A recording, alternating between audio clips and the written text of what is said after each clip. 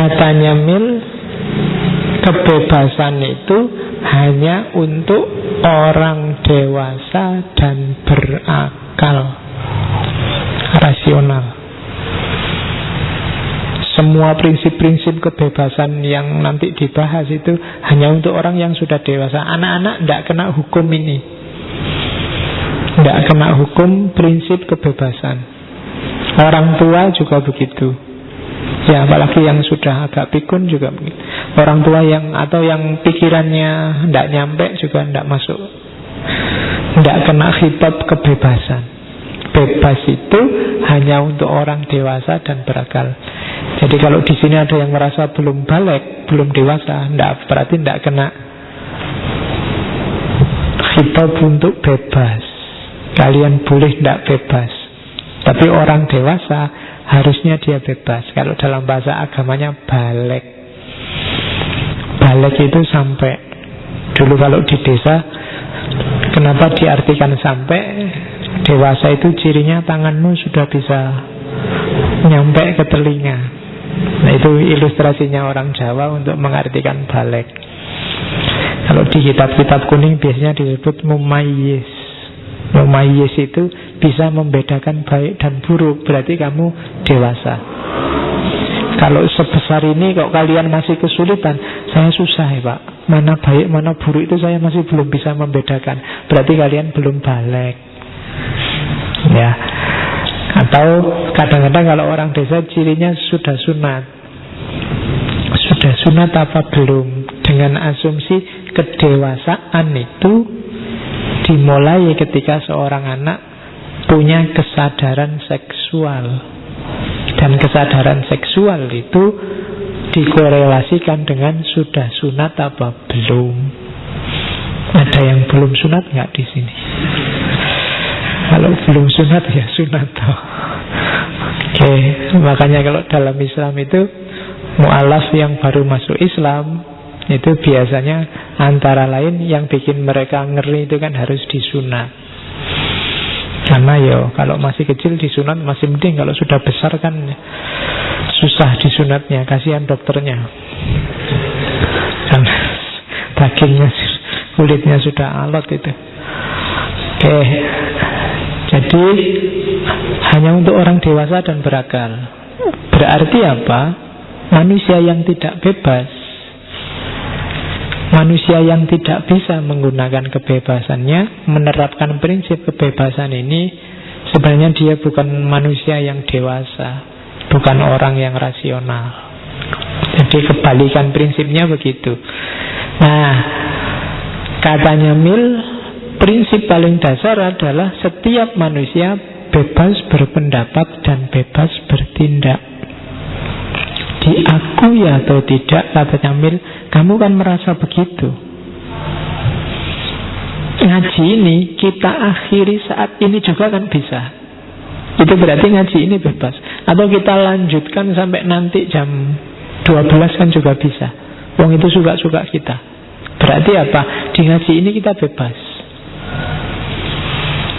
Jadi kamu setuju atau tidak dengan ngaji ini kan boleh. Berarti kita bebas berpendapat juga. Dan itu sebenarnya hakikat manusia di muka bumi, katanya Mill. Kebebasan itu sifatnya eksistensial. Eksistensial itu berarti orang itu eksis sebagai manusia atau tidak, dilihat dengan parameter dia bebas atau enggak. Kalau dia enggak bebas, ya berarti hakikatnya dia belum jadi manusia. Mungkin jadi mesin, mungkin jadi robot, mungkin jadi mainan, mungkin, tapi kamu belum manusia. Untuk jadi manusia, kamu harus jadi individu yang bebas duluan. Kamu boleh kuliah, boleh tidak. Kamu boleh belajar, boleh enggak. Kamu boleh minum, boleh enggak. Pilihlah sendiri. Nah, itu namanya bebas. Saya minum apa enggak kan pilihanku. Kamu tidak bisa maksa-maksa aku, merintah-merintah aku juga tidak bisa. Ini berarti saya bebas.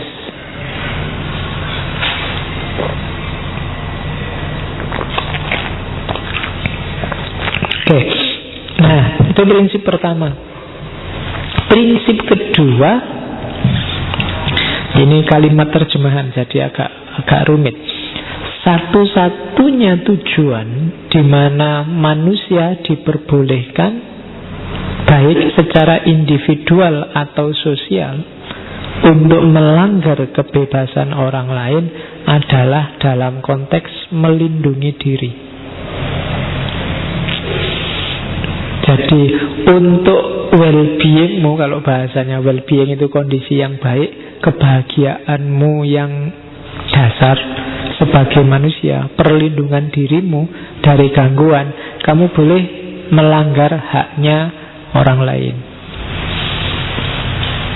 Kalau kamu terancam keselamatanmu, kamu boleh melanggar haknya orang lain. Contohnya banyak. Misalnya, kalau kamu sedang sakit gigi, kemudian pingin privasi, kemudian kamarmu kamu kunci, tidak mau diganggu orang lain, itu kan kadang-kadang kamu melanggar haknya temenmu yang mau bertamu. Aku kan bebas bertamu, kok kamu kunci gimana? Lah aku sedang sakit gigi ya. Itu kan dalam konteks perlindungan diri boleh. Orang tidak akan menganggap kamu salah di situ. Atau kamu kesakitan terus teriak, disuntik sama dokter misalnya. Cuma itu kan teriak, itu kan salah satu mekanisme perlindungan diri. Dan itu kadang-kadang melanggar haknya orang lain. Yang lain pengen tenang, kamu teriak-teriak. Nah, itu boleh untuk melindungi diri. Tapi nggak boleh, nggak ada alasan apa-apa tengah malam kamu teriak. Kecuali ada maling, ada rampok di rumahmu, ya teriak. Wong itu melindungi diri. Tetanggamu nggak akan marah datang, malam-malam teriak-teriak, ada maling ini loh. Iya, tapi jangan teriak dong, waktunya orang tidur loh. Ada maling ya nggak apa-apa teriak. Meskipun haknya tetanggamu dilanggar, wong kamu sedang butuh perlindungan, kamu ingin selamat. Nah, itu haknya orang lain dilanggar. Katanya Mill, tidak apa-apa dalam konteks untuk keselamatanmu, perlindungan diri. Ya.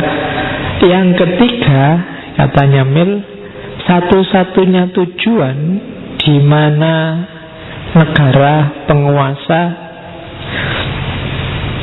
kekuasaan, aturan bisa diterapkan pada setiap orang meskipun berlawanan dengan keinginan mereka adalah untuk mencegah saling menyakiti hak orang lain.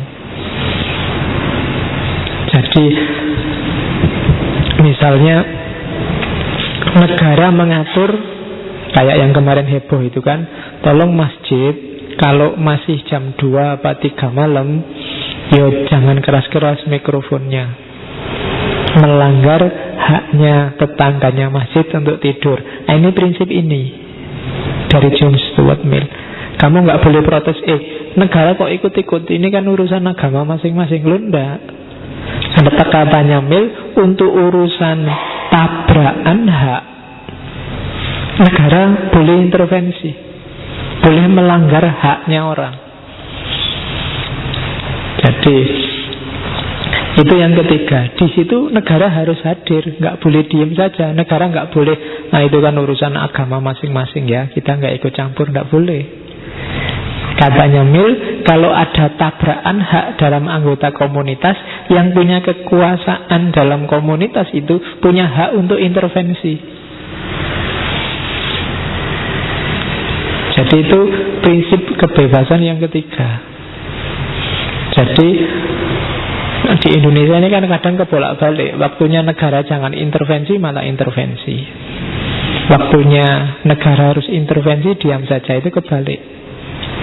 Orang sekolah sejak dulu ya juga sudah ada kok, sekolah full day, sekolah nggak full day. Ngapain capek-capek diurusi lagi? Masyarakat wis pinter. Neng yo, mungkin karena masih baru menterinya, terus semua mau di full day. Kita juga nanggapinya juga kadang ya ndak pas. Yang tidak kita setujui itu kan diseragamkan semua full day. Tapi argumennya semuanya isinya menyerang bahwa sekolah full day itu jelek. Itu menurut saya argumennya tidak pas. Kalau diseragamkan semua full day itu yang tidak pas. Tapi tidak semua sekolah full day itu jelek. Tapi argumen yang keluar hampir semua menunjuk kejelekan sekolah full day. Nah itu yang sering keliru-keliru. Ya mungkin menterinya pinginnya sekolah setengah hari aja muridnya bisa pinter, apalagi sekolah 1 hari mungkin nambah pinter. Nah, kan kayak ngaji filsafat sampai jam 10 aja lumayan ini mahasiswa. Kalau tak tambahi sampai jam 2 subuh mungkin nambah pinter lagi. Kan ngono logikanya.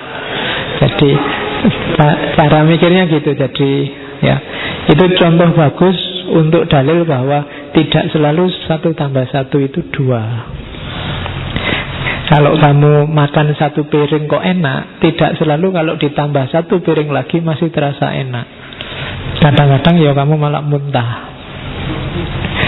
Jadi maka bebas itu juga begitu. Kadang-kadang kamu harus ngerti batasnya kebebasanmu. Nanti belakang Mill punya teori sendiri untuk apakah bebas itu kamu harus melampiaskan sak senengmu sendiri sampai habis. Oke. Nah, ini kebebasan yang sejati katanya Mill. Satu-satunya hal yang layak disebut kebebasan adalah kita kejar yang kita anggap baik sesuai cara kita tanpa menggusur apa yang dianggap baik oleh orang lain dan tidak menghalangi upaya mereka untuk memperoleh kebaikan yang mereka yakini. Itu berarti kebebasan yang sejati. Jadi yakinilah kebenaranmu, kejarlah sesuai keyakinanmu tanpa harus menyisihkan, menyingkirkan, membuang yang berbeda atau menghalangi orang menempuh yang berbeda. Itulah kebebasan sejati. Tapi kalau kebebasanmu nabrak kebebasan orang lain, dengan kebebasanmu orang lain terhalangi untuk merealisasikan kebebasannya, itu belum kebebasan yang sejati. The only freedom we deserve the name is that of pursuing our own good. Jadi kita cari yang menurut kita baik. Oke. Kalau menurutmu mandi tengah malam itu baik, ya mandilah tengah malam. Tapi jangan ganggu haknya temanmu yang pengen tidur, apalagi bikin temanmu bangun, kan gitu. Kamu mandi boleh, tapi mandimu ya jangan sambil nyanyi keras-keras, jadi temanmu yang tidur bangun semua. Atau kamu mandinya airnya kamu puncrat-puncratin sampai kamar, ya itu melanggar haknya orang lain. Kalau suaramu kamu bebas nyanyi, tapi kalau dengan kamu nyanyi temanmu jadi sumpek tanpa alasan, haknya untuk tenang terganggu, yaitu kamu bebas, tapi kebebasan yang kamu ekspresikan itu bukan kebebasan yang sejati. Bebas yang sejati itu tidak ganggu orang, bebas berekspresi. Saya bebas kan mau marah-marah, saya bebas kan mau nyerbu-nyerbu, saya bebas kan mau bakar-bakar ban, boleh. Tapi kebebasan itu kalau diiringi dengan hilangnya kebebasan orang lain, maka dia sebenarnya bukan lagi kebebasan. Kebebasannya nggak sejati lagi. Itu katanya Mill. Jadi ya kayak tadi loh, kamu bebas tidak pakai baju, tapi begitu kamu tidak pakai baju, ada kebebasan orang lain yang terganggu. Orang lain nggak berani melek lihat kamu, berarti itu bukan kebebasan yang sejati. Jadi cirinya itu. Terus bebas itu berarti apa? Tidak ada HAM. HAM bukan hak asasi manusia ya. HAM bahasa Inggris. Ya, kalau agak sariawan malah enak ngomong Inggris itu harm. Jadi menyakiti, melanggar haknya orang lain. Oke, katanya Mill, negara boleh intervensi ketika ada orang yang melanggar haknya orang lain. Maka kalau ada orang maling, kalau ada penganiayaan, kalau ada pembulian, negara boleh intervensi. Meskipun yang dipukuli anaknya sendiri, meskipun yang mukuli gurunya sendiri, kalau itu memang di situ ada hak yang dilanggar, negara boleh intervensi. Itu namanya harm.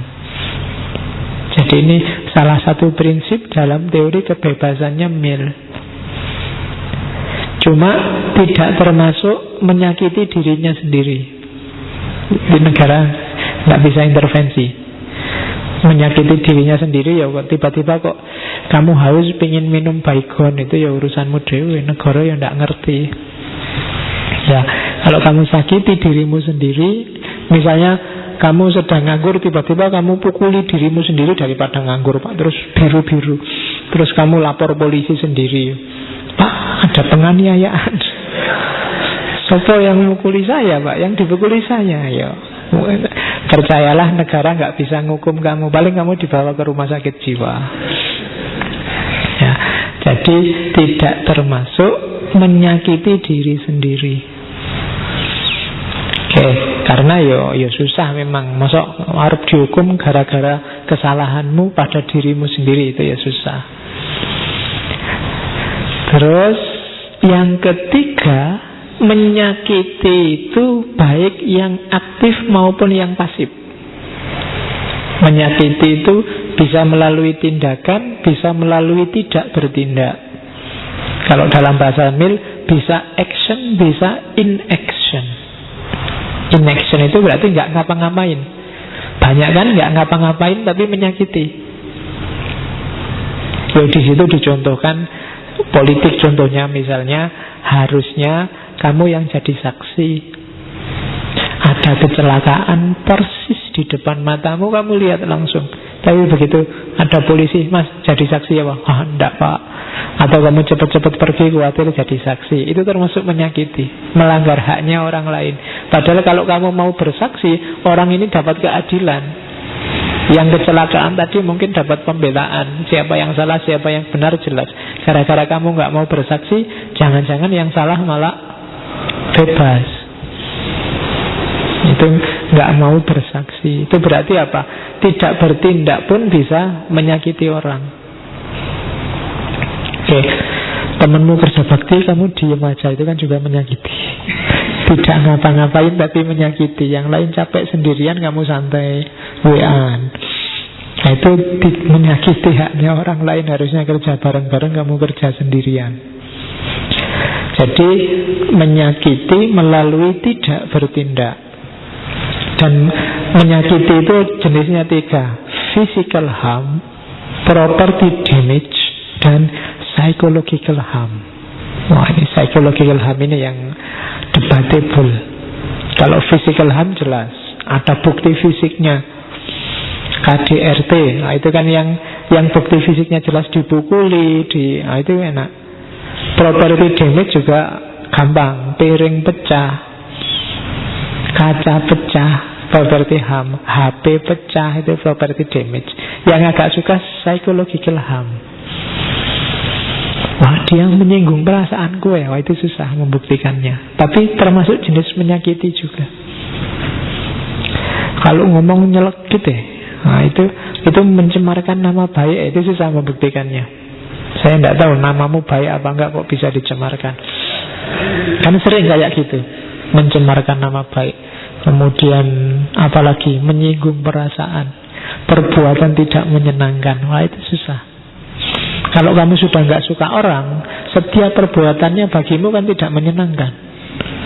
Apa kamu terus mau lapor polisi? Itu kan susah. Jadi psychological harm ini agak susah. Selalu debatable orang. Oke. Jadi physical harm, property damage, dan psychological harm. Kategorinya kalau di buku Onliber ada 3. Ada yang benar-benar harm, ada yang cuma mungkin harm, ada yang meningkatkan kemungkinan harm. Jadi tindakanmu itu, kalau kamu mukuli orang itu kan jelas, itu benar-benar harm. Kalau kamu caci maki orang, itu hanya mungkin harm. Sama-sama mukuli, tapi yang kamu pukuli, kamu jiwiti pacarmu, mungkin itu bukan harm, hanya mungkin harm. Wong pacaran di pantai jiwit-jiwitan, kamu kan nggak, wah itu kekerasan, itu harus dibawa ke orang, kan raiso ngono. Jadi itu mungkin harm, tapi bukan benar-benar harm. Kejar-kejaran misalnya, jangan-jangan ada yang salah itu dikejar-kejar, kan nggak harus begitu. Itu tidak benar-benar harm. Ada juga tindakan yang meningkatkan kemungkinan harm. Misalnya nyopir waktu mabuk. Nyopir waktu mabuk itu ya iso wae selamat, tapi ya kemungkinan besar dia nyusahin orang lain, nggak selamat. Kan kamu bisa dulu, saya mabuk itu tidak apa-apa Pak, mabuk itu biasa bagi saya, nyopir tidak apa-apa.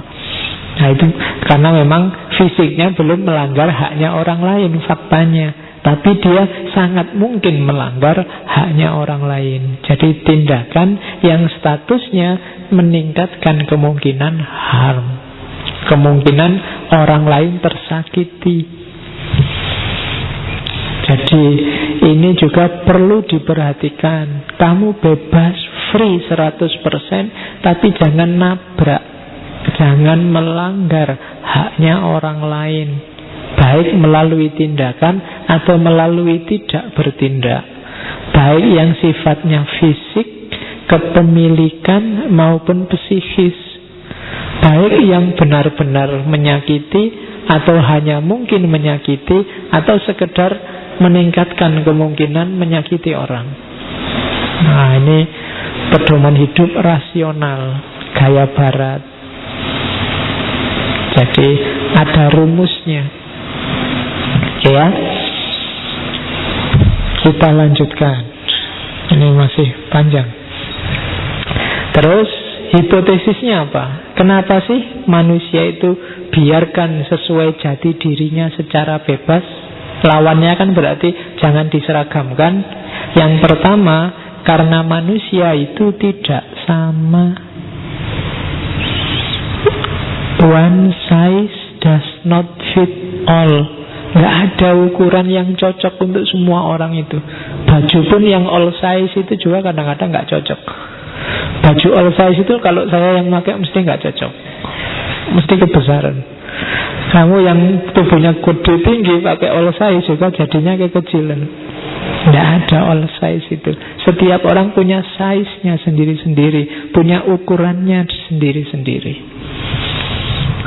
punya takaran, punya selera sendiri. Jadi manusia itu tidak sama, maka biarkan dia sesuai ukurannya sendiri. Dalam banyak hal, ada yang bisanya belajar itu sambil dengerin musik. Ada yang kalau denger musik dia nggak bisa belajar. Ya monggo sesuai gayanya sendiri. Cuma yang bisanya belajar dengan dengerin musik, ya jangan pakai sound system yang besar itu buat belajar. Pakai aja headset. Tapi silahkan, dan jangan dilarang. Kalau dilarang berarti kan nggak bebas. Kalau tiba-tiba keluar undang-undang belajar harus dalam kondisi tenang, matikan TV, matikan komputer, matikan HP, ya malah tidak jadi belajar. Kita belajarnya pakai komputer sekarang, pakai laptop. Jangan diseragamkan. Kayak di Jogja ini kan ada jam belajar. Jam belajar itu jam berapa? Jam 7 sampai jam 9. Padahal dulu saya kecil, katanya simbah saya belajar itu yang paling baik habis subuh, bukan habis maghrib. Ini kan sebenarnya pilihan gaya, pilihan style yang setiap orang beda-beda. Ada yang memang habis subuh lebih baik daripada habis maghrib. Habis maghrib sudah capek, sudah ngantuk. Kalau habis subuh masih seger. Tapi ada yang bilang, ya habis subuh itu yang ngantuk, Pak. Yang habis maghrib itu yang enak, yang seger. Loh, itu gayanya sendiri-sendiri kan. Yang sukanya habis subuh yang monggo, yang habis maghrib yang monggo. Kalau diseragamkan apalagi dipaksa, susah nanti. Misalnya pokoknya jam 7 sampai jam 9 itu jam belajar, semua TV dimatikan. Nanti yang bisa belajarnya sudah habis subuh kan protes, loh saya sudah belajar tadi habis subuh, kok TV-nya dimatiin lah, ngapain lagi sekarang. Jadi one size does not fit all. Tidak cocok. Setiap orang punya gaya. Mau habis subuh, mau habis maghrib ya monggo. Kecuali yang subuhnya 7:30. Itu urusannya beda nih. Bukan belajar habis subuh itu namanya, itu belajar menjelang zuhur. Oke. Jadi prinsip pertama itu, maka bebaskan orang sesuai gayanya sendiri-sendiri. Kadang-kadang tidak cuma gaya kan, selera juga setiap orang beda-beda. Ada yang kemana-mana pakai jaket, dan jaketnya itu aja, jadi bisa 3 bulan tiap hari ketemu, ya yang dipakai itu aja. Ya benar, itu selera. Ada yang tiap hari ganti baju, ternyata ya pinjem bajunya temannya, pokoknya main ke kos-kosan ono baju pakai. Nah, itu beda gaya. Oke. Terus yang kedua, kenapa orang silahkan bebas sesuai gayanya sendiri-sendiri? Karena setiap orang, setiap kepala itu ya pasti lebih peduli pada dirinya sendiri, kebahagiaannya sendiri dibandingkan masyarakat. Jangan nunggu masyarakat mikir kebahagiaanmu. Jangan nunggu orang mencarikanmu jalan biar bahagia. Kamu sendiri yang ngerti. Kamu tidak bisa bilang, biarlah aku tidak usah mikir kebahagiaanku, yang penting teman-temanku bahagia semua. Tidak manusiawi yang kayak gitu. Yang manusiawi itu ya mikir dirimu dulu, bahagiakan dirimu, dan kalau mungkin bahagiakan orang lain. Jangan jadi, kalau di filsafat namanya altruis. Altruis itu kamu bunuh diri demi membahagiakan orang lain. Punyanya uang 1 juta, ya kalau memang harus sedekah, ya sedekahkanlah 100, 200 ribu, 50 ribu, tidak apa-apa. Jangan disedekahkan semua lah, kamu dapat apa? Jadi setiap orang itu secara alamiah, natural itu peduli pada tujuannya sendiri. Jangan nunggu masyarakat mikir kebahagiaanmu, maka pilih jalanmu sendiri. Itu asumsi kedua. Kamu yang ngerti jalan kebahagiaanmu. Jangan diwakilkan ke orang lain. Jangan, Mas belajar yuk, ini lampunya nyala apa lampunya mati, suka-suka sampean lah. Itu biasanya kamu tidak akan ketemu kebahagiaanmu. Kalau memang sukanya belajar lampu nyala, ya dinyalakan. Kalau maunya belajar lampu mati, belajar apa? Uang lampunya mati.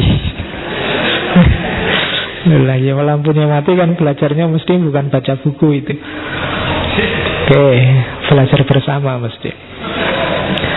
Oke, yo ngaji kan bisa, tahajud, tahfidz bersama. Oke, terus yang ketiga, karena ada sangat banyak jalan untuk mencapai kebahagiaan, jalan yang paling baik untuk memperolehnya adalah silahkan setiap orang, setiap anggota masyarakat milih jalan sendiri. Memilihlah sendiri yang bikin kalian nyaman, bikin kalian bahagia. Kalau dipatok secara sosial, secara bareng-bareng, biasanya terus jadi nggak bahagia semua. Ya kayak kalian ngaji ini loh kan, yang datang silahkan, mau milih duduk di depan sini, di belakang, mau sendenan, mau kelesetan, silahkan. Yang bikin kamu nyaman aja mana. Itu lebih kondusif secara sosial dibandingkan kalau harus diatur. Pokoknya ngaji ini nggak jalan kalau nggak baris di depan ini, satu-satu sampai belakang. Awas kalau nggak gitu, nggak saya mulai ngajinya. Nggak nyaman kamu ngaji. Kalau di depan sini kamu nggak bisa kelesetan, nggak bisa, bukan gayamu. Nah, maka setiap orang cari gaya sendiri. Yang memang suka duduk di depan sini, duduklah di depan. Yang kamu lebih bisa konsen kalau diam-diam di belakang, tidak ada yang tahu, ya tidak apa-apa, duduklah di belakang. Nah, itu lebih membebaskan dan lebih mudah sampai pada kebahagiaan. Oke. Terus kenapa harus begitu? Katanya Mill, justru yang kayak gitu itu manfaatnya besar. Dengan kita bebas, kita mikir sendiri, memutuskan sendiri. Kalau sudah begitu, kita tumbuh, kita berkembang, kita belajar tanggung jawab, belajar ngerti sukses dan kalah, dan belajar dari kegagalan orang lain. Jadi katanya Mill, kalau itu keputusan sendiri, kan nanti kita dituntut untuk tanggung jawab sendiri. Pak, saya duduk di belakang tidak terlalu kedengeran ya Pak. Ya salahmu dewe, tanggung sendiri resikonya yang di belakang. Pak, saya duduk di depan nggak berani ngantuk ya Pak. Salahmu dewe, lungguh ngarep. Kan gitu. Tanggung jawab, tanggung sendiri resikonya. Wong pilih pilihanmu sendiri. Dan nanti berhasil atau gagalnya akan kamu nikmati sendiri. Jadi bukan orang lain. Kalau kamu dipaksa orang lain, diatur orang lain, kalau sukses sih mending. Kalau gagal kan sakitnya luar biasa. Sudah bukan pilihanmu sendiri dan gagal. Jadi itu pentingnya kebebasan. Dan dengan kamu milih jalan sendiri, termasuk juga kamu bisa belajar dari kegagalan orang lain. Loh, orang lain kayak gitu kok ngantuk. Oh, saya nggak usah gitu deh. Nah, itu kan belajar dari orang lain. Tapi kalau diseragamkan semua, proses tumbuh, proses tanggung jawab, pengalaman sukses dan gagal, belajar dari kegagalan orang lain, tidak akan kalian temui. Wong cuma dipaksa, wong bukan pilihanmu sendiri, wong hanya ikut aturannya. Jadi 1, 2, 3, 4 itu hipotesisnya. Kenapa orang harus bebas. Terus tujuan pemerintah. Ya, tujuan pemerintah itu menjamin kebebasan dan menghalangi melanggar kebebasan orang lain. Kenapa harus kebebasan itu dijamin? Karena bebas itu konotasinya orang kreatif. Dan kalau sudah kreatif, itu hasil akhirnya adalah perkembangan, kemajuan. Kenapa? Ada hal baru terus. Itu loh. Jadilah orang bebas biar kamu kreatif. Dan begitu kamu kreatif, kamu akan maju. Jadi rumusnya di situ. Kalau kamu nggak bebas, opo-opo selalu manut, ya ndak akan ada yang baru. Kalau ndak ada yang baru kan berarti kamu ndak kreatif. Berarti apa? Ndak ada perkembangan, ya ndak maju. Kalau negara ya gitu-gitu aja. Kalau dirimu yang pribadi ya berarti stagnan, nggak berkembang. Dulu begitu, sekarang begitu. Jadi bebaslah sehingga kamu kreatif. Kalau kamu sudah kreatif, akan ketemu hal baru dan kamu akan semakin maju, semakin berkembang. Jadi urut-urutannya di situ. Jadi bebas, kreatif, dan progresif. Diawali dari kebebasan, implikasinya nendang gelas juga bebas. Jadi itu kreatif. Terus akhirnya maju. Maju itu kan terus jadi ya enaknya kalau gelas ditendang biar nggak pecah. Besok gelasnya diganti plastik, wae kan bisa gitu. Oke, jadi itu tujuan adanya pemerintah. Ini rumusannya Mill. Liberal itu apa sih? Liberal itu setiap orang memahami urusannya sendiri dan kepentingannya sendiri, kemudian bisa ngurusi. Jadi aku ngerti urusanku itu apa, aku paham tujuanku kemana, dan aku bisa menghandle ini semua. Itulah manusia bebas yang sejati, tanpa harus dibantu oleh negara, tanpa harus difasilitasi oleh yang lain, oleh lembaga apapun, oleh media apapun. Itulah sistem yang namanya sistem liberal. Meskipun kalau di Indonesia liberal itu konotasinya negatif,